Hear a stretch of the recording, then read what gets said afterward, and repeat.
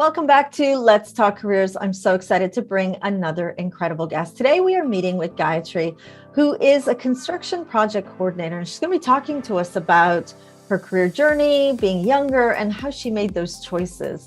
If you are a young person thinking about a career in construction, this is definitely a conversation that you want to be listening to today. Welcome, Gayathrre. I'm so excited to have you with me today. Thank you so much, Maria, for having me here. And it's an honor to be here at your Spotlight show. And first of all, thanks to Curtin University, through where I got to know you and this happened. Thank you. I'm so excited to have you here. When we connected and I learned that you were in construction, it got me even more excited because often we think of some careers more for specific genders than others. And construction, especially out here in the Middle East, tends to be seen more as a male-dominated industry. So I can't wait to talk about your experiences in the industry. But before we do that, I thought, let's go back to the teenage Gayathrre. Can you remember being around that age where people, peers, family, friends were probably saying, what are you going to do? Or maybe they were saying, you should do this. Do you remember being that teenager? Yes, absolutely. Because that was a period where, me during my schoolings, I had no other option than I had to take the science, because there were just three options. One was arts, the computer science, and the science. So I had to get the science sector and then pursue my higher education in science. But everybody around, like back in India, basically in any Asian countries, you see parents would be very interested in their children, as they want to grow up either as a doctor or an engineer. So that was a stereotype. So in my family, me being the only child and that to a girl child, they wanted me to see as a doctor. So that was the formula which I was told, okay, I'll finish my schoolings, get my science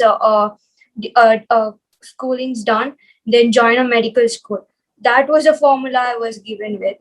So from there to where I'm standing now, it is the whole journey is it's not just challenging, it's like a self-exploratory process for me, because as I grew, I can understand the mindset of my parents got evolved, because they started understanding how my choices are important, my interest, and my way of understanding life is important, not just to make me do things from what their belief system was.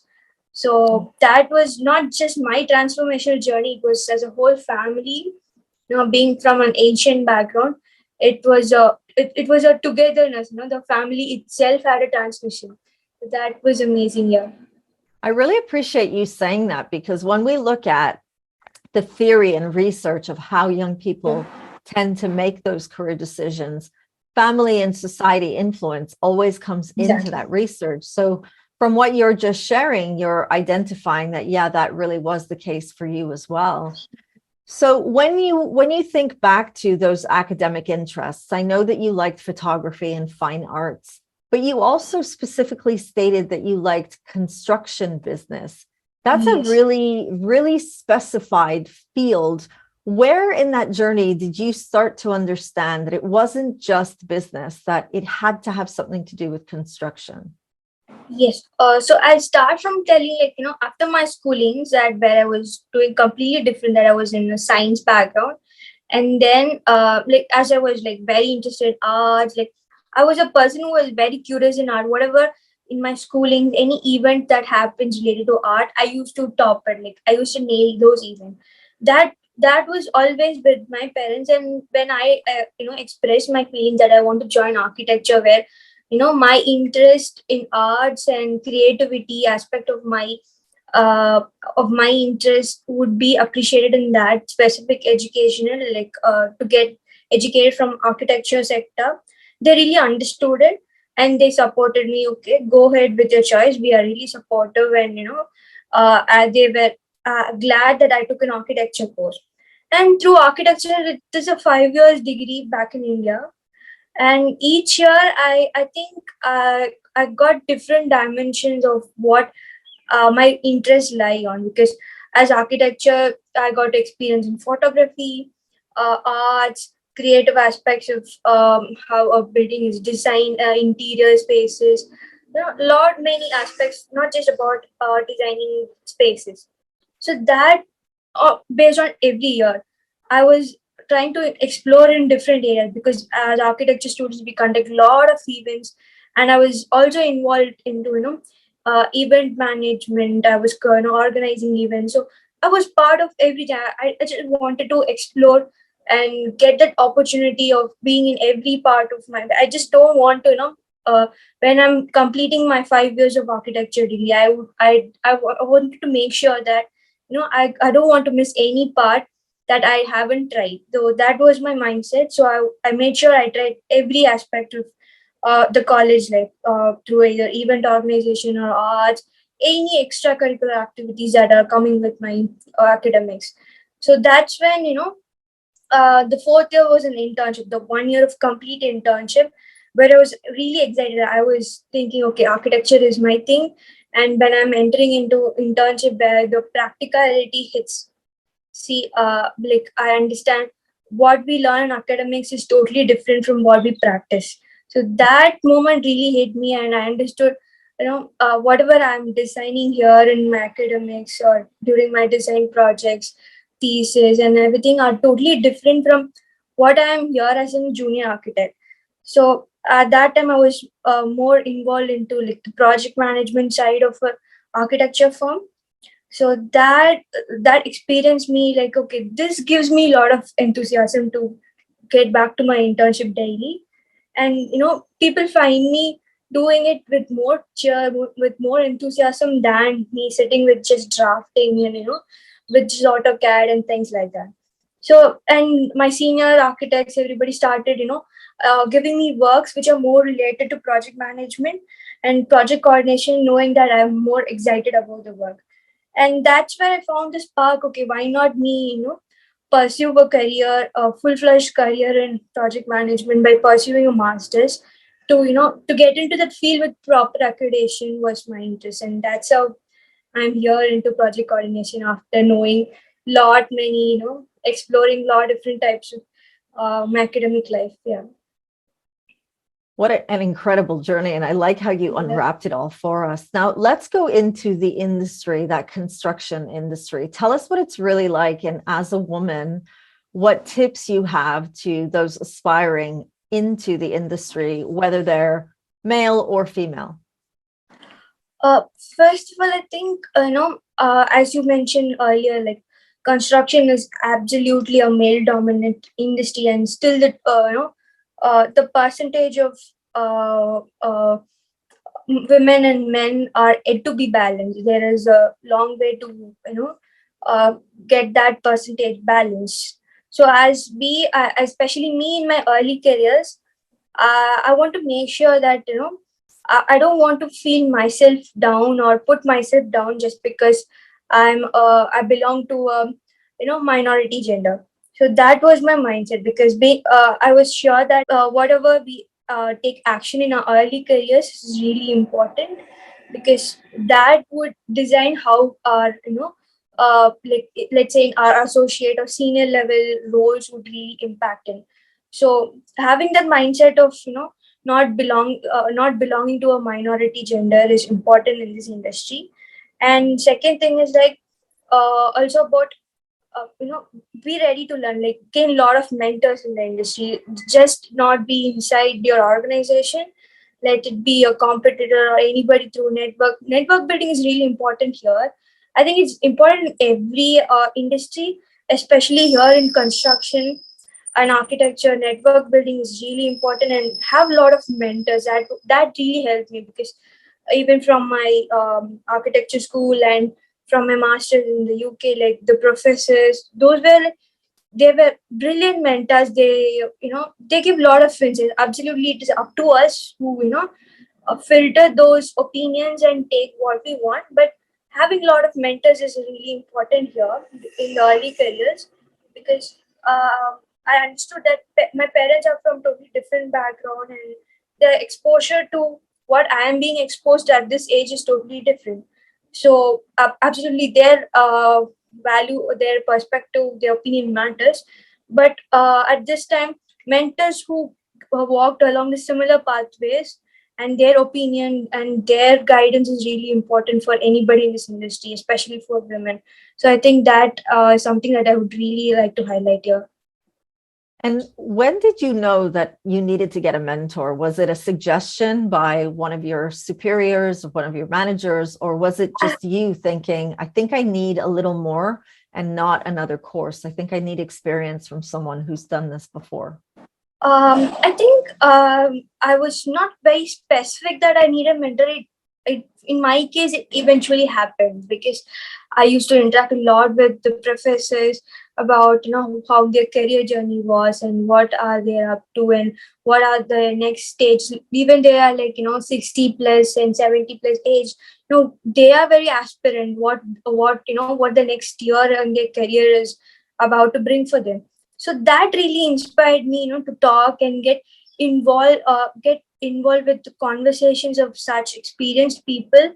I was not very specific that okay, I'm in need of a mentorship, because back in my stage I don't think there was a proper career advising mentors. It was just our professors, or in case of working it would be a senior manager or a team leader. It would be something like that. That was the same scenario for me.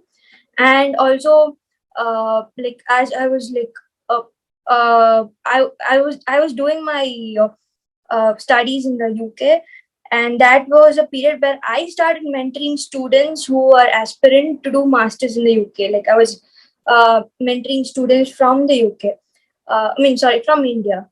So that's when I realized how mentorship is powerful. So only then I could realize, okay, whatever guidance I'm getting from all the seniors, industry experts is really mentorship.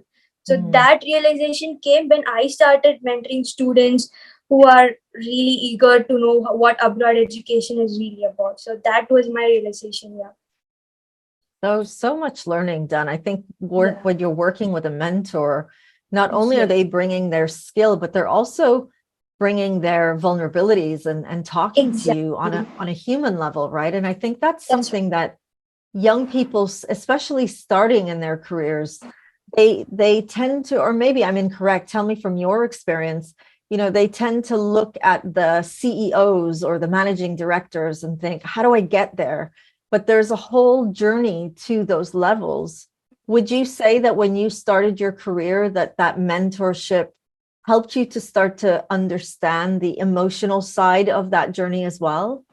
exactly. Like I did, I would accept or admit here, that I was doing the same mistake. I thought, pursuing a course in architecture would directly put me into an architect, would directly, qualify me as an architect, that I'm ready to design buildings and I'm market ready.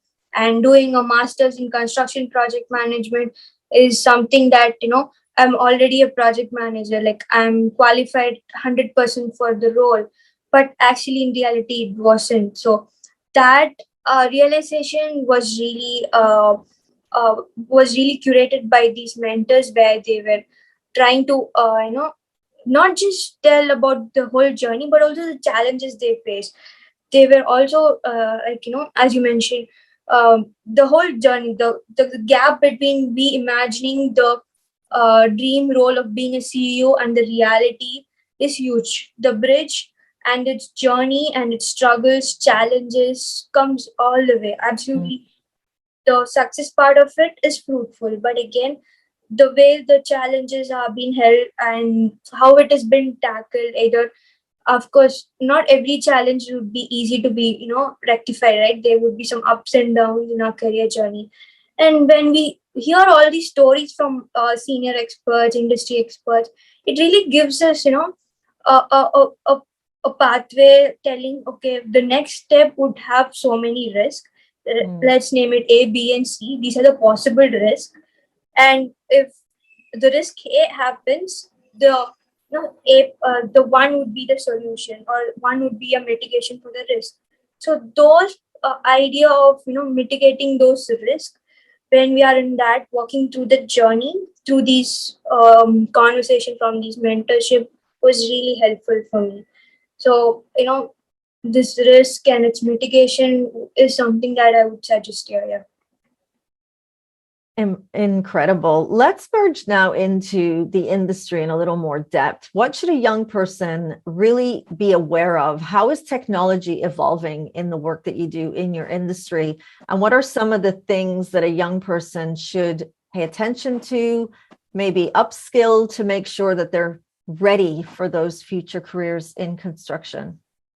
All right. So first thing that would be, from my perspective, I would really encourage people to explore the opportunities that the construction industry is currently having, because the technology is fast growing. Like it is at the peak of its growth.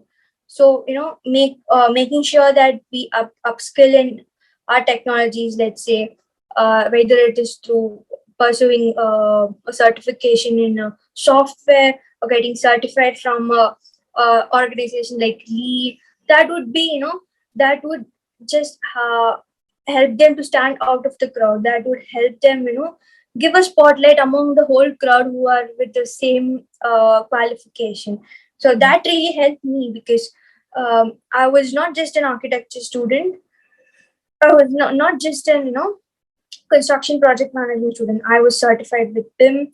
I was also doing my certification in green wall. So see, in what area of construction is really exciting for students in their early career. So, and getting certified or getting, upskill with those softwares is really important in their early career, because as we start a career journey in architecture, softwares and the skills, computer skills are really important here, because we are not measured through our degrees, we are measured through our technical skills here.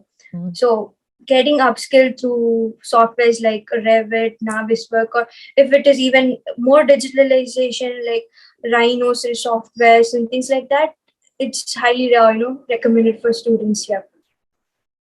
I'm going to highlight what you just said. I think it's gold. You said that it's not the degree, it's the upskill technology. That's Exactly. What's really important. And many young people don't really pay attention to that. They think, let me do the degree, let me go into architecture and do the degree. But you're saying everyone's going to do that. You need to stand out. You have to look at some of those upskills, which if we go back to some of the technology that you called out, those would be things that students would need to learn through that mentorship, through that work shadow, through researching the industry and bringing it down into those different occupations. We could keep going on. There's so much here to unwrap, but I'm very conscious of your time. I want to dive now into your 3 career tips. You stated that daring to explore is really important because there's really nothing to lose and you don't want to regret when you go far into that future. You said network, because networking either locally or at your university is really important, and you encourage young people not to miss it. And then you've said, which is also very important, take care of your social media image, because you're reminding young people that your future boss or potential investor might be watching and they will be critiquing. So in construction, I never would have connected the dot between social media and, I would have never thought, and I've interviewed hundreds of people, Gayathrre, and I am so interested in that number 3 top tip. So can you talk to us more about what a young person should pay more attention to if they are going to be on those social media channels? Now, social media is all about branding, right? So me as let's say if I'm being interviewed, I'm not just a candidate, I'm a brand. So how I represent my brand through social media is really important here. So making sure my voice is here through social media or through my brand, through my voice, is more important than just putting my whole achievements in 2 sheets of paper in the name of a CV or a resume. So I think building our brand in our social media, either it is through LinkedIn or through Instagram, is really important. And second thing is even if people are not interested in branding, I think being in earlier careers, people should not fall into criticizes. Like we have a lot of different perspectives. Even I was advised recently yesterday. There's one. I have my mentor. I recently met him yesterday, and he was advising me not to get into controversial topics when we build a brand. Like let's say if it is about yes or no about a topic, if you're very strong and critical, let's not put it on social media, because there are people who support the opinion on yes, and there are equal number of people who support an opinion on no. And it is important to voice out, but not to fall into criticism is important here. So Mm. that was an important message that I'm carrying whenever I build my content, or whenever I put up myself on social media. Also, whatever I represent myself as a brand, and whatever I am when people meet me in person should make a presence, right? It should not be Mm. like as a brand on social media I'm a different person, and as I'm in person, when I'm talking with people on in office, when I'm like collaborating and having conversation, I'm different. It should not be there. Like whatever I put myself out, it should be same, because when people, as they are brand and they want to trying to invest in me, it should have a proper value, and that value through brand on social media is highly important here. Yeah. So important. And I love that you brought that up. I absolutely love it. Now, as we're coming right to the end of this conversation, if you can reflect on your career from being that teenager who chose the career, convincing your parents that this was the right path for you, going off to uni, starting to work, then making choices in your career and deciding to upskill, and then continuing with your master's degree, what was the biggest learning that you gained that you might not have gained if you didn't live outside of your home country? Alright. So first thing, it would be the level of exposure and the understanding of the culture by the culture that I was just brought from. The world is of different different cultures, and me, if not I'm getting exposed to all these different cultures, all these colors of life. And if not, I would have just been an architect, or just been doing a 9 to 5 job, just doing things where the regular formula was predicted upon how the graduates have to work. So I would be sticking with that formula. And I don't see if at all I would be this happy or this contented, because uh, you know I in this journey I really understand that money is not is something that uh, comes immediately, because as early careers, as we immediately graduate, come out of the universities, what at least I assumed was, okay, my education is done and I'm gonna get paid in like thousands and thousands, but that's not the reality, right? So if not I have got to experience all this, I would have still stuck in that mindset, or and that kind of formula where I go to a 9 to 5 job, come back to home, and do my routine at home, and then wake up for the next day, and that would be my formula. But now I got to see people, I got to see what really interests me daily. And now I'm not here caring about money, because it's just a byproduct of what I do. So this understanding and this mindset comes from living in different countries, getting to know different cultures, getting to know how the business and the market worldwide happens, and how it revolves. So this was huge learning for me. And now I'm going to flip it, because the reason I asked this question is when I'm doing career discovery with young people, I want them to really explore the living in your home country and then potentially living outside of your home country and working. Mhm. So now that we've explored what you gained from being outside of your home country, if you had to pack it up and go back to your home country, what amazing experience do you believe that you're taking back with you that's going to be excellent and competitive in that market when you return? Alright.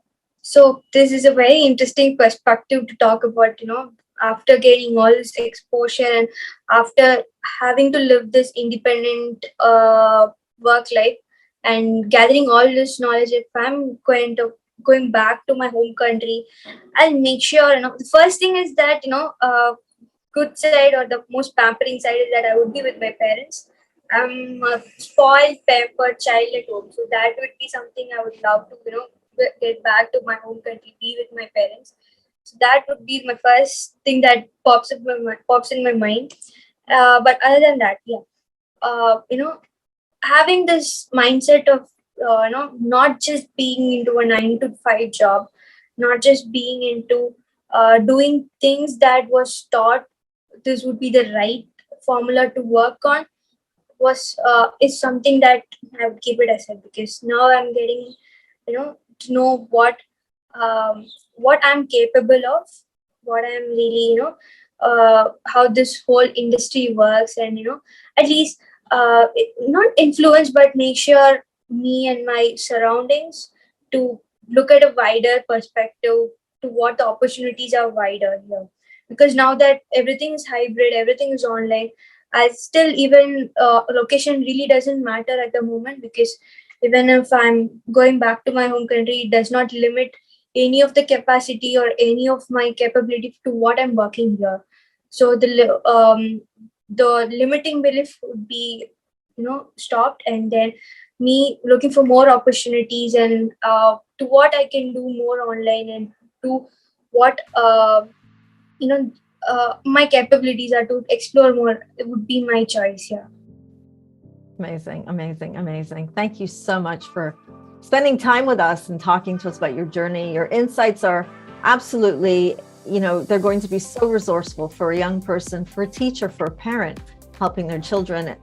And I'm really walking away understanding that careers are changing, Gayathrre, but what you're teaching us today is that it's that journey of mentorship that is probably where the biggest learning begins for a young person and for a person at any stage of their career, I believe. So thank you for being here, and thank you everybody for watching. We were speaking with Gayathrre, who is a construction project coordinator. She talked to us about how she started that career journey in architecture and design and how she's evolved to where she is today. Thank you for watching, and we will see you at our next Let's Talk Careers with Ms.V.